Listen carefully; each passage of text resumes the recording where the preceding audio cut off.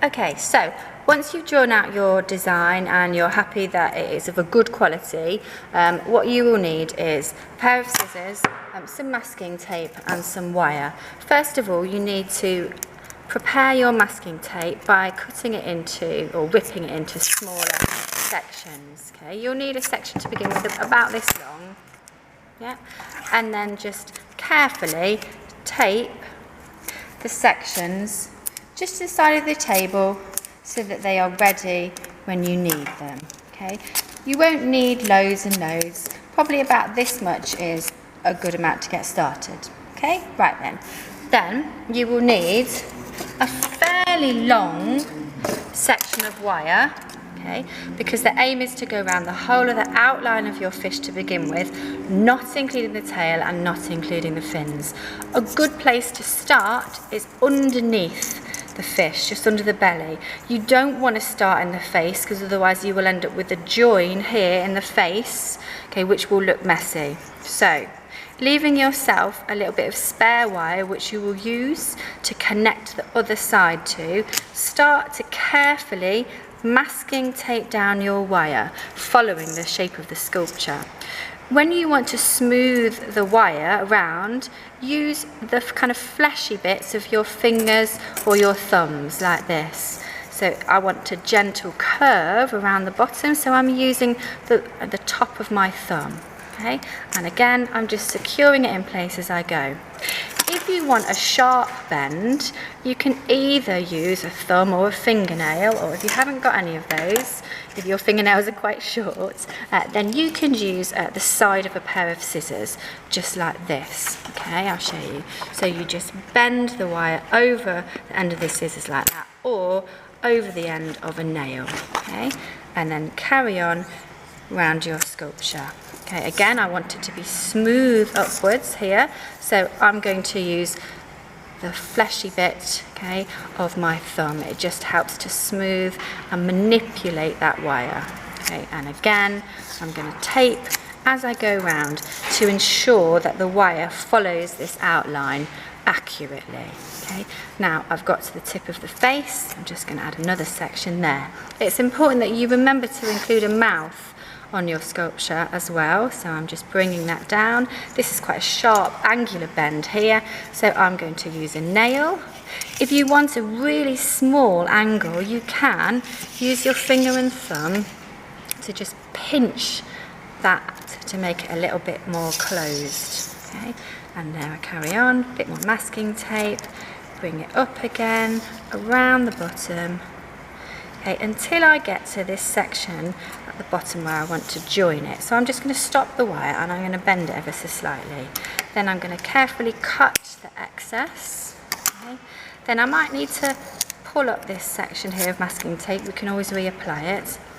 And then you need to cross the wires, just like this. Okay. Then with your finger underneath and your thumb on top with one hand, carefully, using the other finger and thumb, wrap the end of the wire around. Now, the easiest way to do this is not by getting hold of the end of the wire, but by getting hold of the end, the section which is close to your other finger and thumb. You want to be using the flat bits of your fingers and thumbs to gently move the wire around the outline. Okay.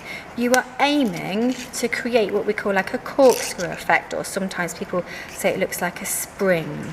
Okay, so if I just show you that up close, that's what it looks like. Okay, so each time you wrap it round, it wants to be very close, or as close as possible to the previous wrap. Okay, like this, and then cut off any excess. Okay. Now, if you've got a very small piece of wire to cut off, put your hand over the join and cut it with your hand over it so that it doesn't fly into people's faces. Okay, then we turn it around. Then using the other hand, with your other finger and thumb, hold that section together. Now, what we're not looking for are big, messy joins like this. Okay, that is not controlled, it's not neat, and it won't be stable. Okay, it won't be strong enough to hold your sculpture together. If that's the join that you end up with, okay, simply unwrap it, Okay, very carefully, and have another go. It is quite malleable, so you will be able to adjust and improve your joins. So again, I'm taking my finger, I'm using the bottom of the wire, so not the top, and I'm wrapping it round 3 times. 1, 2, and 3. Okay, and then again, I'm simply cutting off, either holding or covering with my hand, and then we flatten it back out. You might find that it's become a little bit distorted, so you might need to smooth it back out with your fingers, and then again reattach the wire just to make sure, okay, that you are following the outline correctly. Now, the next stage is to attach the tails and the fins. Okay, again, you'll need another piece of wire, not quite as long this time. Obviously, it depends how big your fin is. Okay, yeah. So, slide it underneath here. Okay, slide it underneath. If you've got some masking tape here covering it, you might just need to remove it. Hold it very tight with one finger and one thumb, and again repeat the process of joining, wrapping it round 3 times. Okay, there we go.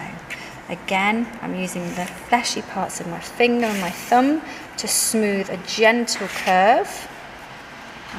I'm going to tape that section there to hold it in place. And I'm going to tape it there as well. Okay. And then again, I'm going to slide it underneath. Now, I've got quite a lot of excess here. I know I don't need all of that. So I'm just going to cut it a tiny bit smaller, not too much. Okay. Again, you can see that I've just peeled a bit of the masking tape off to allow me to kind of work with the material a little bit more easily. So again, 1, 2, and 3. And then remove the excess. Okay, and you do the fins in exactly the same way. Attach it to the outline, follow your shape, and attach it again at the bottom.